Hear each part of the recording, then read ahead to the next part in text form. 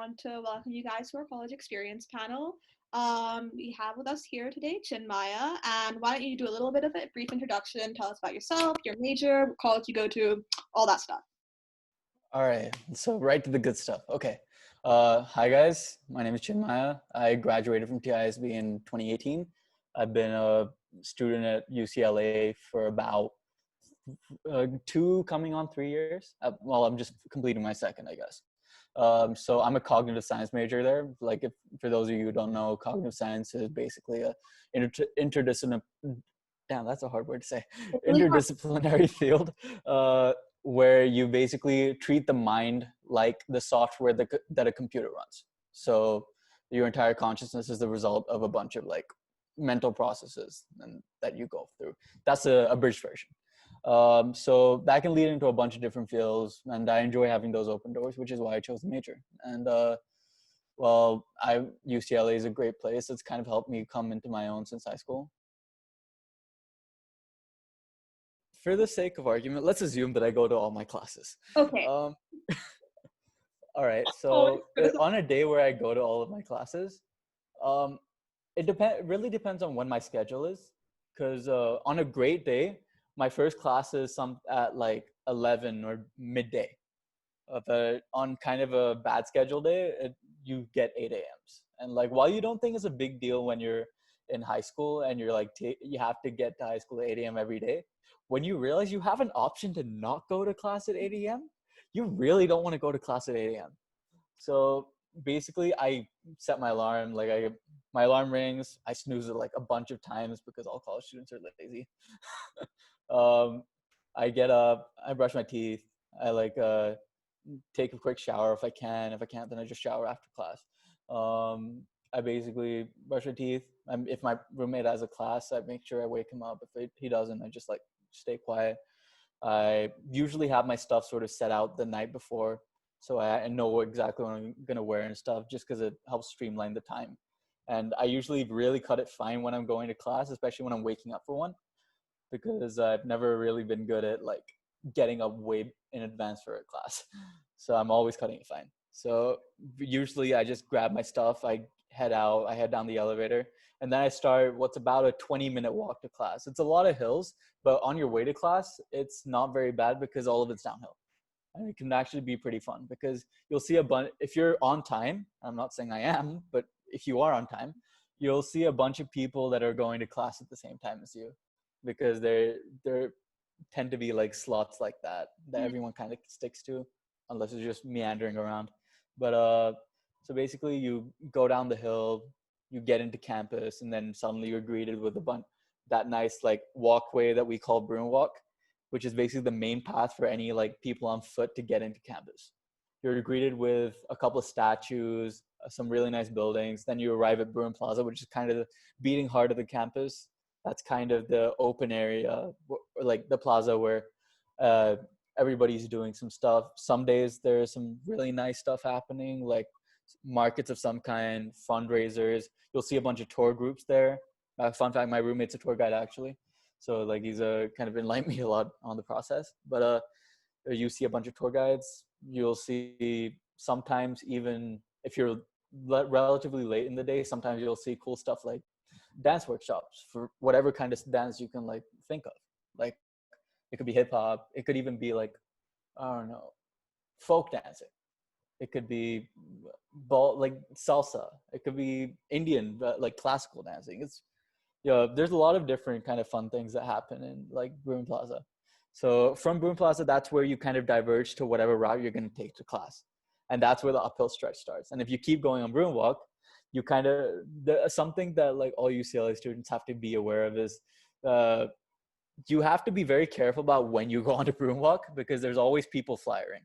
That's a good thing about UCLA. There's a really vibrant extracurricular community. Because it's such a big college, there are so many different clubs you can be a part of.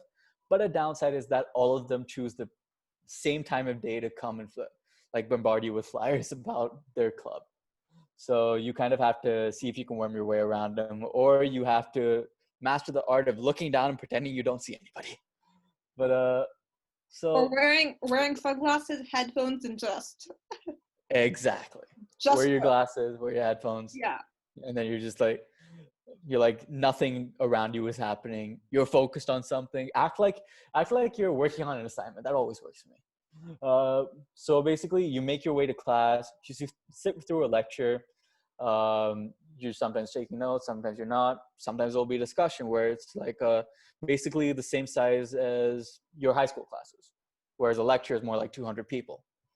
So like if it's a discussion, same size as your high school classes, there's a lot of nice sort of conversation that goes on in your discussion classes. You'll learn a lot from the interpersonal interaction there. Then you'll kind of make your way out of class. You'll, if you want to, I kind of want something to eat by this point. So I'll try to, and usually it's around midday, lunchtime-ish. So if I can and I don't have a class sandwiched in between, I'm going to make my way back to the dorms, and I'm going to go to one of UCLA's famous dining halls. So there's 4 options that I can pick from, and each of them are built around a kind of a different theme. So one option is room plate, what we call B plate, and that's full of like food for the health nuts. So it's got all your vegan options, gluten-free, everything. It has a lot of delicious options, but they substitute healthy ingredients into them. For example, instead of like a pizza, they'll have like a flatbread or a tortilla with a bunch of like goat's cheese, pesto. Like they have a salad bar. In the mornings, they have a really good breakfast. So that's kind of your place where you get the healthy food. That's where everybody that's super health conscious goes. Then your second option is Feast at Rebirth. And Feast is the Asian food restaurant. So at Feast, it depends on what day it is, but you can get pretty much any kind of cuisine within Asia. Sometimes it's Vietnamese food, sometimes it's Thai, sometimes it's Chinese, sometimes it's even, if you're lucky, it's even sushi sometimes. Sometimes it's Indian food, but I don't recommend you go there on the Indian days. Sometimes it's good, but most of the time it's not. Honestly, that is my favorite place to eat just because I really like Asian food. And it tends to balance the line between healthy and tasty pretty well. And exactly the sort of balance that I like. So your third option is Covell, like a Covell dining hall. So that's your place where you want to get your Mediterranean food. So anything from within Italy, Turkey, Mesopotamia, that entire sort of region. So you'll have sometimes gyros. You'll get pasta every day. You'll get pizza every day. You get a salad bar, obviously. Sometimes you'll get burgers and fries. They have a really nice mezza bar where you sometimes get tzatziki. You get hummus. You get a bunch of other sauces I don't know the names of that you probably put in a gyro. And you'll have like one really well plated fancy dish. It can be like some nice boneless chicken wings. It could be one of the gyros. It could be like a lamb shank with a pureed cauliflower mash, like some stuff you'd seriously find at a gourmet restaurant. It's nuts. Okay, so that's Covell, and most people like it because it's the dining hall that's open the latest. For me, and then your fourth option is Deneuve Dining Hall. So, by the way, if you couldn't tell by now, like each of these dining halls are situated within clusters of dormitories inside the Hill, which is where we call like the college residential area. So for Deneuve is where you eat when you want to get diabetes.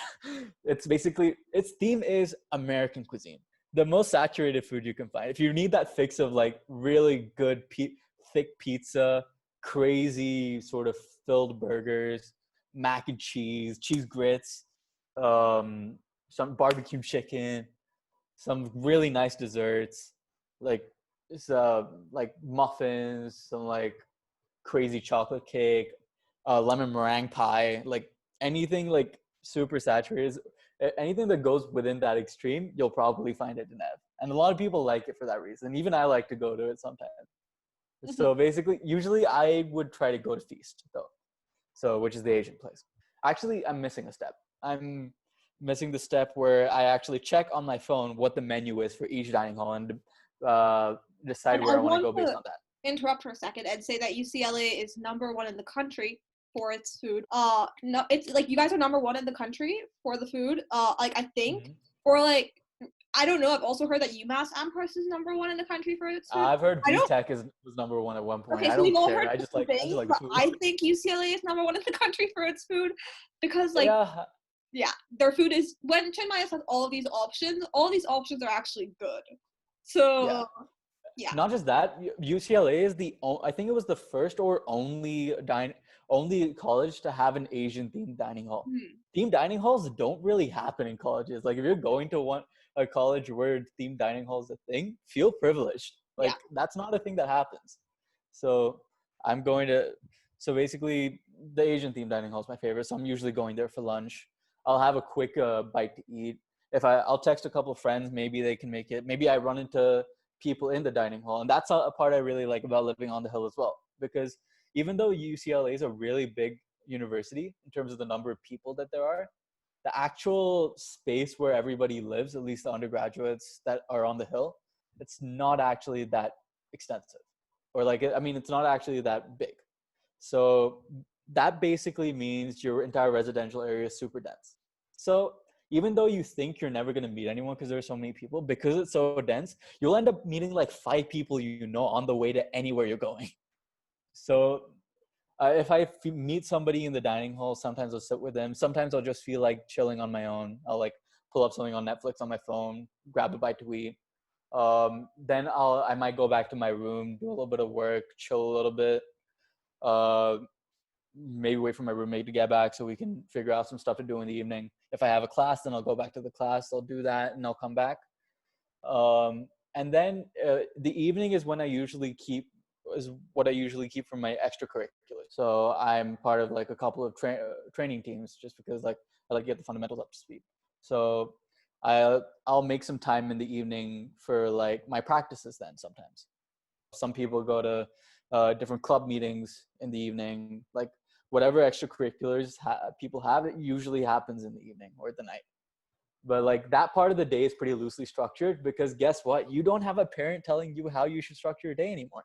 It's all up to you, which can be a blessing and a curse. So then I'll meet up with some of my friends. We'll all go figure out where to go for dinner. We all meet up. Or I just grab some takeout if I'm feeling a little bit stressed and I need to like work on something.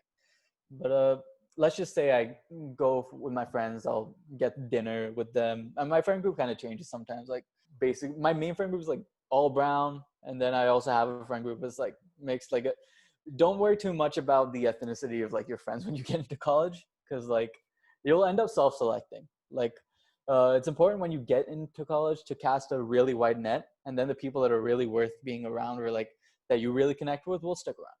Definitely. And It'll end I've up like heard that when you don't do that, the risk is that like after a certain point, if you're like with like especially like I was talking to somebody at CMU about it, and she was like, it's because there's such a large Indian community there. Like after, and I was friends with all of them, but I was also friends with only them, and that's like a problem after a while because then you feel like trapped, and you feel like, well, now I can't make new friends. Like now it's much harder for me to make new friends. So I think like casting your net wide, like especially in the beginning, is extremely important. Yeah. Yeah, exactly. I definitely felt like that at some point during my freshman year too. Like that like, oh my god, my friends are only Indian. What am I doing? But I didn't worry about it that much as like some of my other friends did, just because I was like, I don't. It's not really about the ethnicity for me. It's just Yeah. about how I can relate with people and like Yeah. how I can connect with people. And over time, it kind of expanded. So like, I have friends of like pretty much every ethnicity, and like it's like really nice to be around. Yeah. So basically I'll set up something in the evening. We'll like go to dinner. We might choose to hang out in somebody's room. We might choose to do some interesting stuff like go out into LA and explore some stuff. Like so you something to know about UCLA is that we're situated right next to we call it a village, but really it's like a bougie community called Westwood. Yeah. So it's basically a neighborhood which is pretty well off. It's quite rich. It's near Beverly Hills for context and Bel Air and stuff.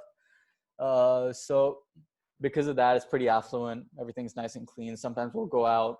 We might hit up like a nice taco joint. We might go get some ice cream. We don't go into Westwood that much. Kind of get bored after a while. We'll all just retire to somebody's room and might stay up talking. Um, if it's pretty late, we'll end up at In and Out, which is really nice. Basically, In and Out. So like for the people that don't have that kind of context, In and Out is your.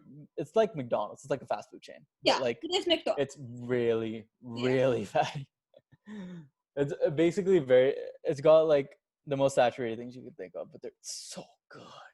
Oh, they're animal fries.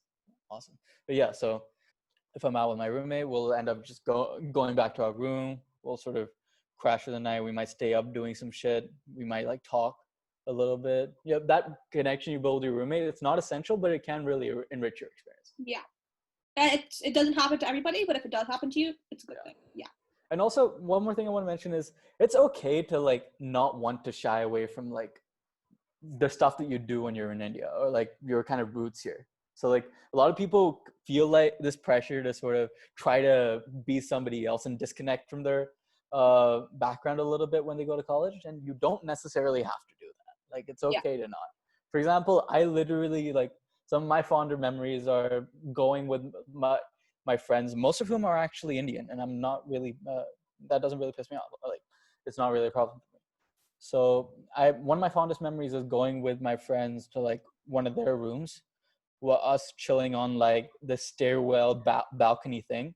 One of my friends has made some chai because he has some chai packets. He's got a kettle too, which he's not supposed to have, but like he's got a kettle, he's got some chai packets. He made some chai. He basically brought some out, shared it all with us, and we basically sit outside on like the balcony slash stairwell. And I think it's really important to not come into college and say like, I'm gonna be a whole new person. I'm gonna be like, I'm gonna like start over, new start, whatever. Like, be completely different. Because if you do make friends, and if you want to make friends, and if you want to make long-term friends, which you usually do, Mm-hmm. you can't hold it up forever. And so it's much, much easier to come in with your authentic self. Obviously, you're gonna change during college. That's Yeah. a natural process, but Mm-hmm. it's much easier to come in being authentic to yourself, I think. Yeah. Oh, absolutely. I definitely agree with you there. Like, it's not easy to keep up a pretense. Like, it varies from person to person, but like, I don't find it super easy. And like, at some point, you just get tired of it Yeah. because you just realize what's the real point of me doing this, and it all starts feeling artificial. Like, if you make friends with people under an artificial face, those friends will start feeling artificial as well. Yeah. And you don't really want that, especially if you're like away from home and like you want to have build this kind of support system, because that's one of the most important things you have in college that you have to do. You have to kind of build that support system. And it's okay if it doesn't happen immediately. Like my support system really only truly came into its own around the second or third term I was there. In my first term, it wasn't super strong. But Yeah. so like it takes time. You get accustomed to the environment, you get used to it, and you get used to a certain set of people that you come to trust and love. So like it's kind of like you're building a family there. I would say overall, it has a very sort of happy projection in the sense that it's usually shining in LA, like sun shining. Everyone seems pretty relaxed, really chilled out. It's not a cutthroat culture at all. Like if you're like, if you're around people and you're doing bad, other people are gonna try to lift you up. Um, UCLA is like it can like college can be hard in anyone's mental state, but like as far as a real community goes, UCLA is pretty nice. Like there's a lot of like different extracurriculars where you can really find that sense of community, and everybody's super accepting. And actually, I know this is kind of off topic, but that kind of reminds me of something I really wanted to emphasize in this interview, Go ahead. which is one of the key mistakes that I made when I was in freshman year, which is that I was much too scared of what people were going to think of me, or like what people would think of me if I was still growing, or I was like in an incomplete process of like growth, or I didn't know enough. So I didn't really try out for stuff as much as I should have. It just felt like a bit awkward putting myself out there. But and I think that was one of the biggest mistakes in my college, because of my like college life. Like I should have put myself out there a lot more, especially during that critical first term, because when you're a freshman, you have a completely blank slate. Nobody cares like what you've done before. Nobody really cares like uh, if you're seeming extra or if you're trying too hard. Like this is the time where you're supposed to do that. You're literally just like you can feel free to try for as many things as you want to without being judged for it or without feeling like a community has already been built around it. because it's a bit harder to get into it later, but it is still possible. But definitely take advantage of that like blank slate that you have, and just try it for as many things as possible, because a lot of people are going to be super accepting of somebody that's very new to the entire, like, to whatever space that you're trying to be a part of. And Yeah. that's, I think, what really defines UCLA for me. Like, they're very accepting people. Academically, it's still very intense. Like, it's no like sort of walk in the park, for sure. Like, we're definitely working hard all the time, but we're not super uber competitive like some colleges. I think Charlene knows exactly the college I'm talking about. But yeah, like, we're not super competitive like them. We're not cutthroat. The most social aspect of UCLA would probably be Greek life, but that also tends to be a little bit of a um, league of all of its own, like a different kind of echelon, Mhm. because it's sometimes a little bit hard to break into. But there, I've definitely heard of people really feeling like there's a real tangible benefit socially and personally from being in a frat or a sorority, because they have a community of people that they come to trust and really care about, because they're all part of the same organization. Um, so like there's two different kinds of frats basically. The first kind is the kind that you'd hear about in all of your like movies and TV shows, all the culture that's exported to you, which are the social frats. And those are the frats that are mainly for like networking with people, having fun, building that nice social group and community. And they're the ones that are known for having the wild parties. So they're just the ones that are known for being social, basically. And then the other kind are professional frats. And these don't necessarily have to be job oriented. They can be academically oriented as well. They can be like engineering frats. There could be a pre-med frat, pre-law frat. There's a frat for like startups, or there's an entrepreneurship frat. There are business frats. So like all of these tend to align themselves around a particular sort of career or kind of goal, and they, or like kind of theme, and they're a community that's united by their interest in that. You still have to do the same kind of networking everybody always does, but it's a little bit more sort of goal and professionally oriented in terms of the activities you do. Like, you, for example, if you were in a business frat, you'd be doing case studies, or you network on your own internal projects. If you were part of an entrepreneurship frat, you'd try to start a different kind of like service or product.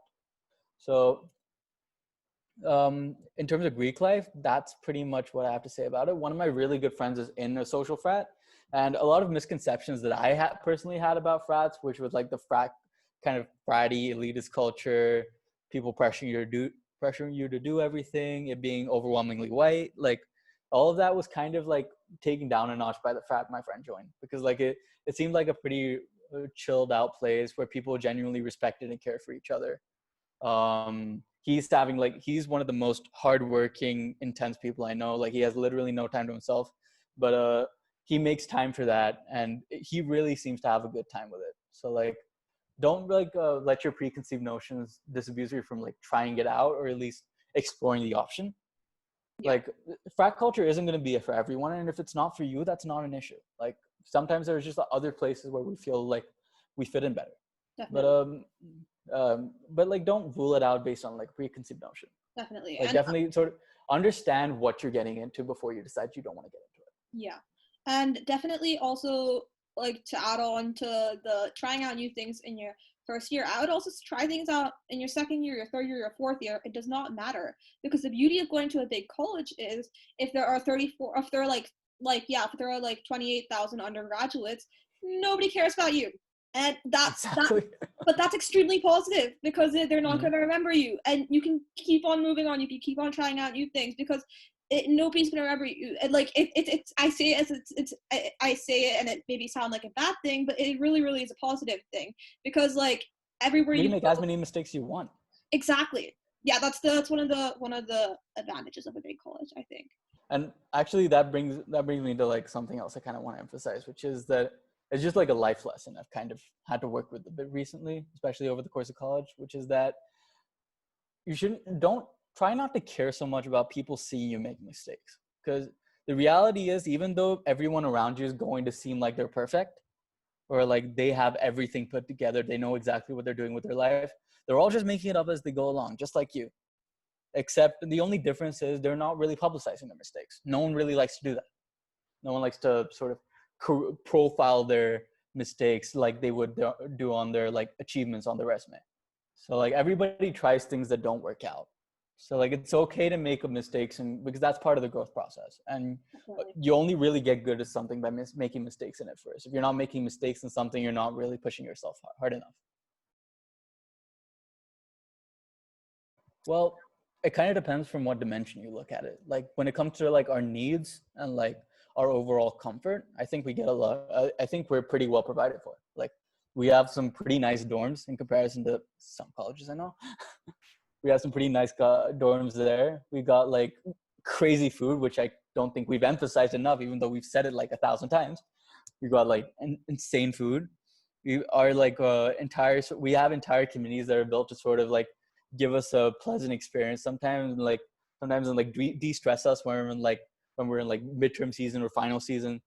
Uh, we have entire communities and committees that are built to sort of just ensuring that we're trying to stay afloat. So basically, I would say we were pretty well taken care of as undergrads. Like, so that's not true for every university. For UCLA, it is. Grad students, I'm not fully aware of because I don't really know grad students like that. But they're like they definitely seem to have all the research going on pretty well. Of course, there's like a couple of like controversies about how much the UCs are paying grad students or like paying different workers there. So like there's a bunch of like politically focused or like everybody in the UC system is pretty like conscious of all of this stuff. So like different like payment disputes for like workers that kind of provide us everything that we have. Yeah, we don't have nearly as many protests like somewhere like Berkeley, but we do sometimes have like political demonstrations. There are a lot of political orgs you can join. There's an entire student government body. Like there's definitely like, but none of this goes away from the fact that as far as undergraduates are concerned, you're pretty well taken care of. Like sure, it can be, honestly, it does seem a little bit expensive, but like, I think UCLA is one of the few colleges where I'd say the experience is worth the money. Well, something you're going to hear UCLA students complain a lot about are the fire alarms. Because sometimes they break in the building, so they set off even when there's no actual fire. And the procedure for a fire alarm is that it usually happens at the most inconvenient hour, like 3 a.m. or 4 a.m. And like when that fire alarm rings out, it's extremely obtrusive. It's extremely obstructing and like obtrusive, I guess. It's like very, very high pitched. It hurts your ears, especially if you're napping. You'll hear it immediately. And usually the first word that comes out of my mouth is like a cuss word yelled very loudly. And then we all have to basically half asleep make our way down the actual stairs because we can't use the elevator. So that really sucks for people that live on the 9th floor. But so we have to make our way down the stairs, wait outside for maybe 20 or 30 minutes. And in the winters, that can get cold. Like you hear a lot of East Coast students complaining about the cold. Of course, we don't hold a candle to them, but it does get cold in the winters, man. You need a jacket. So like, yeah, that's pretty annoying. I guess another kind of annoying part about housing is just how difficult it can be to find a room that you really want, especially when you're when you've been there for a year, because when you're coming into the college as a freshman, you're basically assigned roommates randomly unless you pick them, but you don't get to choose what room you're part of. But from second year onwards, you get to do that. But the thing is, your room timings are super subjective. So while you could get a pretty good room sign up timing where you get to the widest variety of available rooms that you can pick from, you can also get a pretty bad one. So you don't get any of the rooms you really want, and then you have to compromise. So that can be kind of annoying because like there's so many undergrads with so few students. So some people have to get the short end of the straw, and if you get the short end of the straw, it's kind of like it's annoying. So I think that's probably the part that kind of annoys me about housing. But as far as rec centers and amenities go, they're pretty nice. I guess like maybe food, maybe laundry costs a lot, but who cares?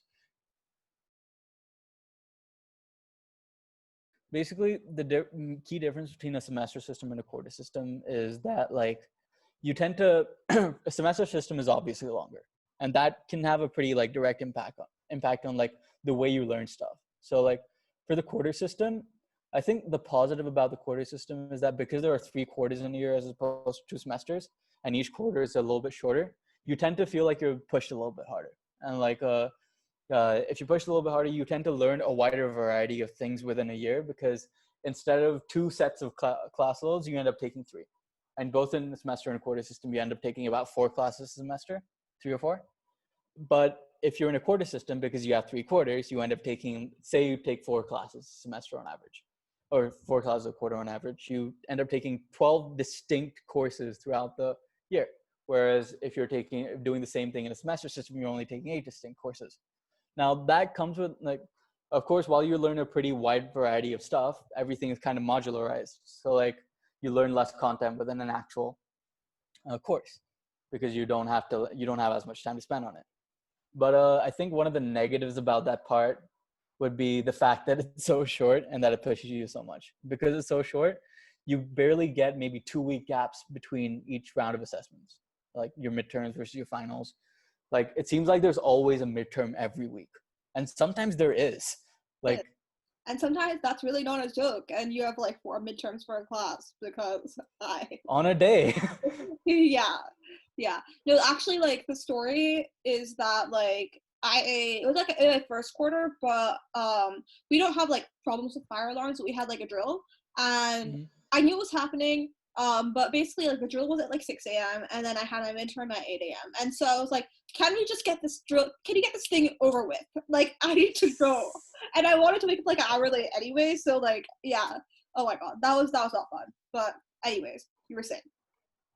As Shyla said, it's extremely stressful at some points, because, for example, if you take 4 classes, and one class has a midterm on week 5, 2 classes have a midterm on week 6, 1 class is a midterm on week 7, week 8 is pretty much your own blank spot.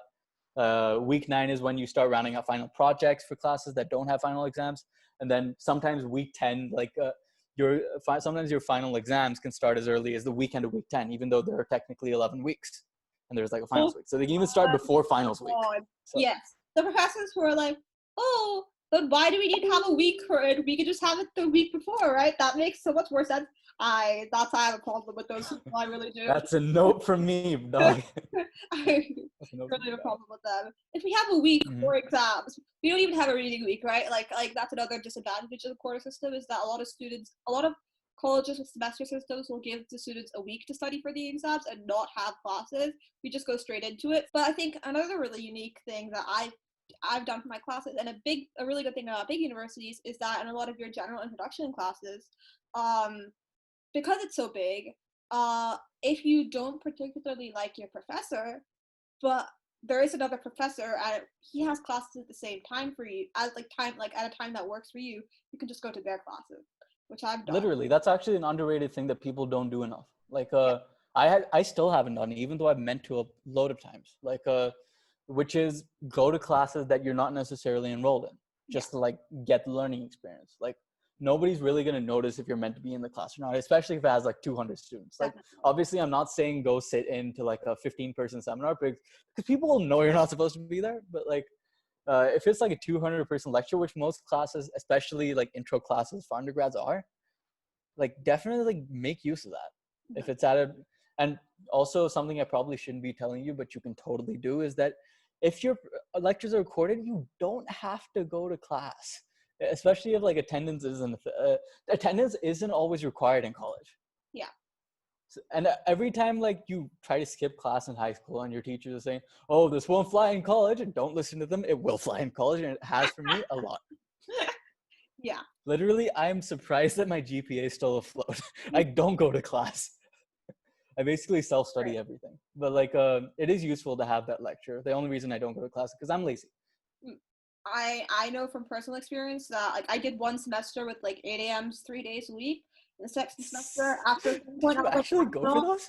Yeah, I really did. No, actually, I think I had her for 5 days a week. I did not, because I thought like I did it for school, I can do it like again, like we all think that. Which I really couldn't do that. And so like in second quarter, again, I was like kind of forced to do like for 3 days a week 8 a.m.s. But after a certain point, I was like, I'm not getting up for this math class. I'm just gonna go at a different time to a different class, and I'm just gonna do that. And yeah, and they were better teachers, so that really worked out for me.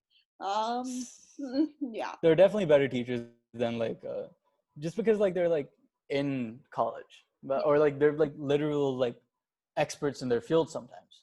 Like it's a crazy opportunity you have to like learn from somebody that's actually like been an academic expert in the field that you're working with. Like, you're honestly, I never really get tired of going to a class, then looking at the professor's name of that class, looking at my textbook list, and realizing, oh shit, this guy wrote the textbook for his Yeah, own class, that's cool. Yeah, and that's always nuts. yeah. And it happens more often than you think. But like, even at like smaller liberal arts colleges, that can happen. For me, I've kind of been exploring the entire field of kind of like user experience research and design pretty recently. So I've been a part of this club called, so first of all, like for UCLA, the startup culture is pretty nice there.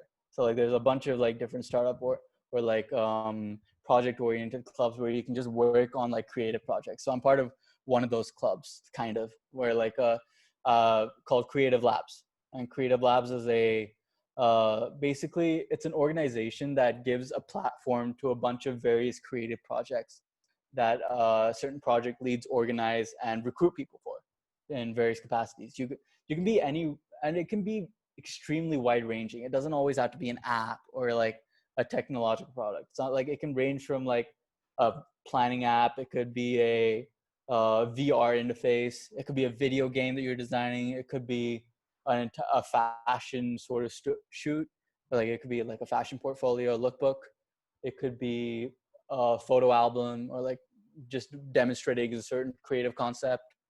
Like the possibilities are endless, and that's kind of what I really like about Creative Labs, is that it's very inclusive, just like creative people in general. And like I've been a part of like 3 projects there, and I've had a lot of fun doing each of them. So like I might actually go back again, or like I might do something else with a club called UCLA DevX. But of course, I'm not fully sure about that. But like there's a bunch of options there. So like that's one of the clubs I'm part of. I think I've already mentioned being part of this like foundational dance organization called Foundations. Like I've been part of maybe 2 teams. Like I'm like interested in applying to leadership actually for like captaining a dance team. So like they're a great place if you just want to like, even if you don't know how to dance at all, they're like take the time to like teach you and get you involved in like dance culture, which is some of the most accepting culture there is. Like literally anybody, no matter like what kind of creed you are, or what race, or like sexuality, whatever, um, you probably have a place in the dance community. Like all we really care about is, are you being your truest self, and are you respecting the form that got you there? And like it's just a really really pleasant community. It helps me touch up on my own skills. It's a great way to get active. Some people transition from like exhibition teams like Foundations to competitive teams, and the competitive dance team scene at UCLA is really big.